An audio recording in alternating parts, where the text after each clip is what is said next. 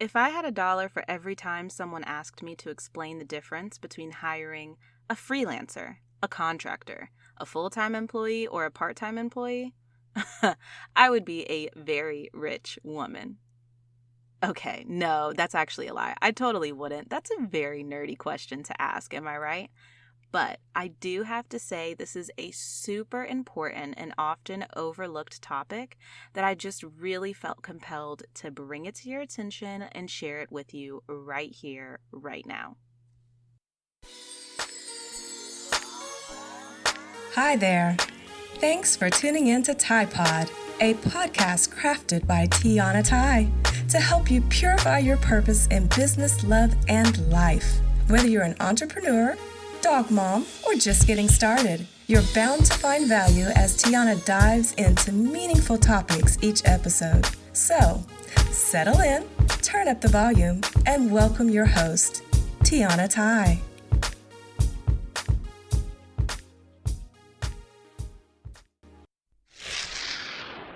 This episode is brought to you by Interact. Remember those BuzzFeed quizzes like, what type of ice cream are you? Yeah, Interact is a tool for creating quizzes just like those, except it also acts as a way for your business to generate leads and build that oh-so-important email list. I use it to host my quiz, What's Your Enneagram Leadership Type? With hundreds of ready-made templates and the option to create unlimited quizzes from scratch, you will literally have hundreds of opportunities to attract the right clients, especially new ones. Don't miss out on this beautiful opportunity to grow your business in a fun and unique way. You can sign up for Interact today by heading on over to the show notes and getting a link to create your first quiz for free right now. That's right, I said it is free 99 to create your first quiz. It doesn't get much better than that. I work a lot with entrepreneurs who are just starting to build out their team for the first time. And it truly is one of the most exciting and honestly kind of intimidating time periods for a lot of people because it's really stepping into that space of making these hiring decisions and being a boss and really transitioning into being a truly intentional leader, right? So I like to stress the importance of just getting really clear on what type of employee you actually need to serve your business. Because, making the distinction between freelancing, contracting, full-time, and part-time, these are the technicalities that make even the best of us kind of stop and reconsider, do I really want to do this?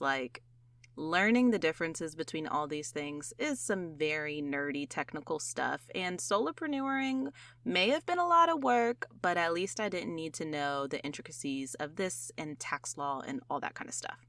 I get it. And I'm going to break it down for you right here, right now, hopefully in a way that takes out most of the jargon, makes it way easier to understand, and just gets straight to exactly what you need to know. So, in case you don't buy how important this is, I gotta tell you a quick fact.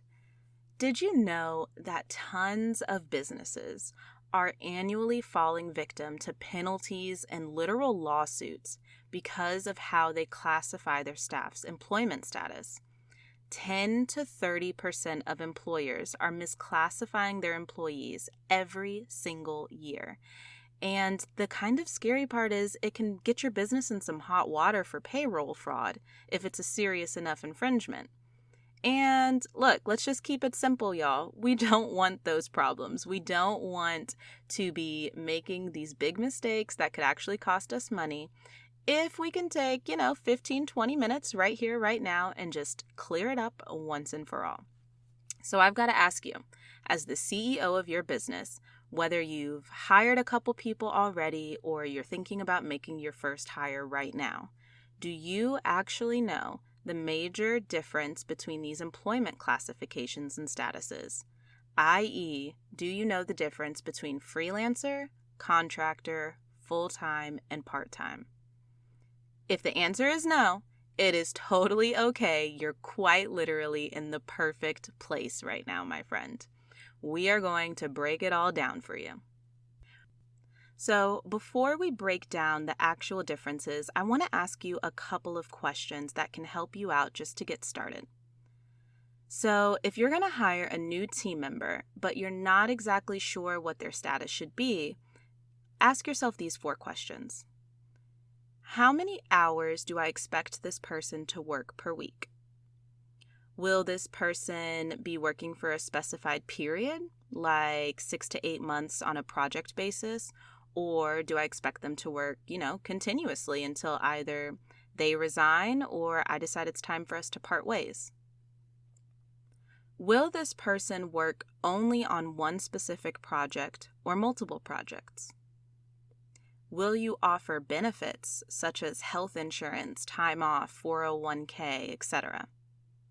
Okay, write down your answers to those questions. I mean, if you're driving, obviously don't write anything down. I don't want you to crash your car.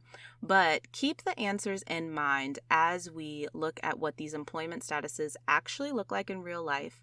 And maybe it'll give you a clue that you need to understand exactly what the status of your new hire should be. All right, are you ready for this? Let's break it down. This is what you came here for, am I right? So we're going to break down the biggest differences of the major employee classifications. If you've already made some hires, I want you to test yourself and see if, what you hired them for actually matches their true employment classification. And if you haven't made your first hire yet, I want you to listen out for what sounds like is going to be the best fit for your new hire. Let's start with freelancers. Okay. Freelancers are typically pretty common in the entrepreneur community, so it's tempting to say we don't need to talk about them all that much, but let's just cover a couple of things. Here's an example. Let's use an example of Ashley from Fiverr. Okay, most of us are pretty familiar with different freelancing services like Fiverr, where we can go on, search for a service that we desperately need. Honestly, we usually need it in a hurry.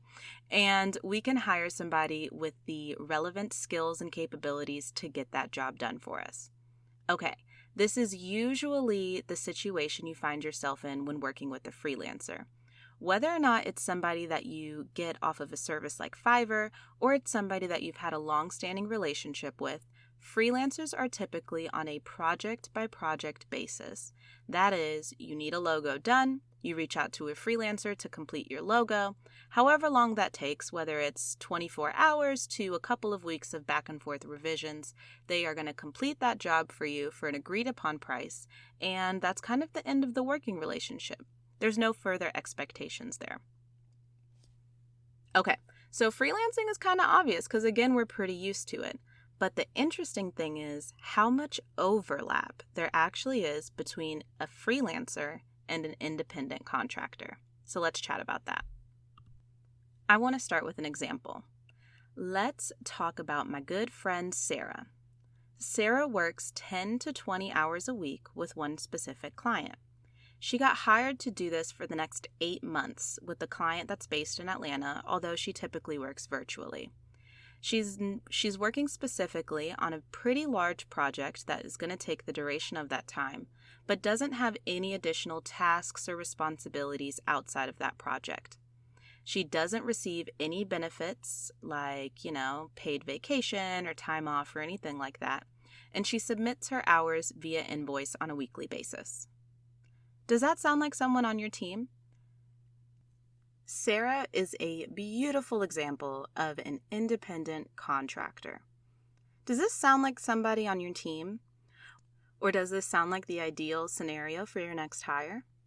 This is one of actually the most common hires that entrepreneurs tend to make, independent contractors.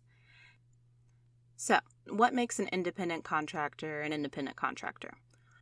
Technically speaking, they are required to pay their own Social Security and Medicare taxes, and they're not subject to regularly working for their employer. Many individuals that claim independent contractor status actually have their own business, and they perform work under their business credentials. So I want you to think about like an agency setup, right? So there are a good amount of virtual assistant agencies that exist in the world today. And within the agency, there typically is the founder of the agency and then the virtual assistants that provide services to clients that are requesting them from the agency itself. But in reality, most of those virtual assistants are not actual employees, not full-time or part-time employees that are on salary. They are contractors working underneath an agency. So what that means is that they can establish their own schedules. They're not subject to working 40 hours a week unless they want to. And they are responsible for, paying their own taxes. They don't get paid time off or paid vacation. Typically, they don't get medical. Like, these are all the things that differentiate contractors from full-time and part-time, which we're going to talk about a little bit more. Now, I do need to say that employers that misclassify team members as independent contractors, but actually treat them like full-time or part-time employees, will be held responsible for paying employment taxes. We're talking Social Security, Medicare, unemployment, disability, all of those things.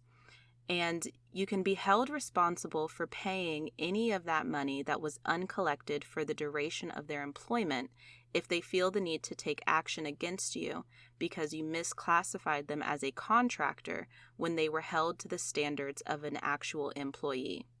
Okay, I said a lot, but in layman's terms, that means you can owe some major money, and that is no joke, and we want to make sure we're not making that mistake. So, just to recap, freelancers and contractors really have a lot in common. Like, they're typically working for their own company, and they are providing services to you, the employer, who is technically their client. Now, because of this, they are required to pay their own Social Security, their own Medicare, their own state and government tax, all of that stuff. And usually they're using the 1099 tax form. Unlike a full-time or part-time employee, they are not actually held to the same standards like company policy and stuff like that, which we're going to get into. They are independent, they are working for themselves, but you are their client. That's kind of the bottom line. So for a freelancer or contractor, you are technically not their boss, you are their client, which is interesting. But I've got to say it because I'm the leadership woman. But I've got to say it because y'all know me. At the end of the day, you are still a leader and they are still members of your team, okay? So you just want to remember that. Alrighty, let's move in to temporary or part-time. When you talk about a part-time employee, we're talking about team members who work less than 30 hours a week on a regular basis. That's how we classify them as part-time if they are working continuously for their company, aka you don't have an end date set for their position. You didn't just hire them for 6 months or hire them to complete a one-off project. They are hired, for always an eternity if things go well. Part-time employees can be eligible to receive benefits, such as health insurance and paid time off in special circumstances. But at the end of the day, these are decisions that you need to make as the owner and leader. Here's an example. Lisa loves her new job. She has a flexible schedule, works mostly virtually, and spends about 20 to 25 hours a week working on multiple projects across the business. She will be working here, hopefully forever, because she loves her new team, as long as her performance is superior and she follows all company guidelines. Okay, so Lisa is a part-time employee. She's been hired into the company. She works standard hours, although they are less than 30 hours a week, and things are going great. But you may be wondering, how does the company determine whether Lisa's going to get benefits like health insurance and paid time off? I mean, at the end of the day, that is what we consider in HR a benefits package. And whether or not you want to provide part-time employees with a benefits package is totally up to you. But I do want to let you in on a little bit of tea here. If you want to attract top talent, you really should be considering what the benefits above and beyond their typical pay is going to look like. So Lisa, we said she had a flexible schedule. Well, that is a benefit. That's something that it doesn't seem quantifiable, but to most of us, if we know that we can work flexible hours, that's something that makes the position more valuable. I will say that in most cases, part-time employees do not get paid time off, but there is some sort of agreement around what the policy around vacations and holidays looks like, just between you and the employee themselves. Now, it may surprise you, but pretty commonly, especially if someone's working on the tail end of 20 to 30 hours a week, employers these days are usually providing them with different benefits like health insurance and dental and vision. So that could be something that you want to look into and see if you can incorporate into your overall payroll budget. All right, baby, let's jump in to full-time status. Okay. Once again, I got to start off with an example to give you some context here. So let's take Michelle. Michelle works about 40 hours a week on average. She started her job a few weeks ago and signed an offer letter saying that she will be continuously employed at will and will work on tasks varying from project to project. At the end of the day, whatever the company asks of her within reason, she's probably going to pitch in and do what she can. She is paid via her new company's payroll and is also offered health insurance. After a 90-day period, she's eligible for paid time off according to company policy. Okay, here we go.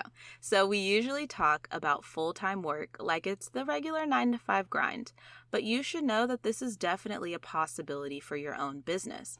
There are more than a few entrepreneurs who have grown and scaled in a way that requires at least a few of their employees to be working full-time.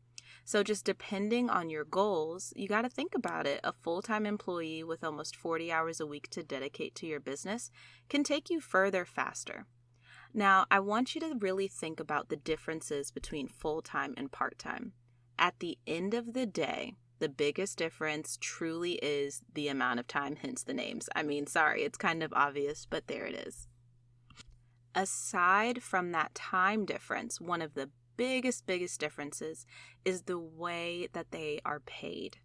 Full-time employees can be paid hourly, but a lot of times that actually looks like a contractor who's just working full-time hours. That's the most common situation that you see somebody working about 40 hours a week, but being paid as an hourly employee. True full-time employees are typically on a salary. So that's the traditional thing that we're all used to, where someone makes, let's say, $45,000 a year. So when you're setting up your payroll and figuring out your expenses, you are setting that person's salary at a standard 2-week payment period, and you're breaking it down that way, and it doesn't fluctuate. Just like part-time employees, they are subject to your business's established policies and procedures, so you can discipline them for violating those employment terms. Most of the time we see that with the employee being put on a performance improvement plan or being terminated from their position. All right, my friend, so that is it. Now, I want to do a brief recap because all of this stuff can really make anybody's head spin. So, when you're thinking about employee status, I want you to think about it like this. Freelancers and contractors are a part of my team, but I am their client, right? Okay. Full-time and part-time are also a part of my team, but I am their boss, and they can be held liable to the policies and procedures that have been established by my company. All right? Contractors and freelancers work for me for a specified project or for a short period of time, most often. Part-time and full-time are working for me for a continuous amount of time with no set end date. The only way that our relationship is going to end is if we mutually agree. I mean, honestly, it doesn't have to be mutual, just putting it out there. But if we agree that it is time for us to sever the working relationship and for them to find an opportunity elsewhere. So those are really the big differences, my friend. At the end of the day, I want you to remember that it is so worth it just to think these things through before you hire your new team members. Classifying a team member under the right employment status can be a little bit tricky, but there is no need to sweat. If you're still feeling a little bit unsure about where your staff member falls on the spectrum, I do have a bunch more resources that can give you deeper insight. Warning, most of them are pretty boring. I tried to give you the high-level details here, but those resources are very valuable if you need more clarification and specific guidance. So you will find all of those resources in the notes of this podcast and on my website in the podcast notes as well, okay?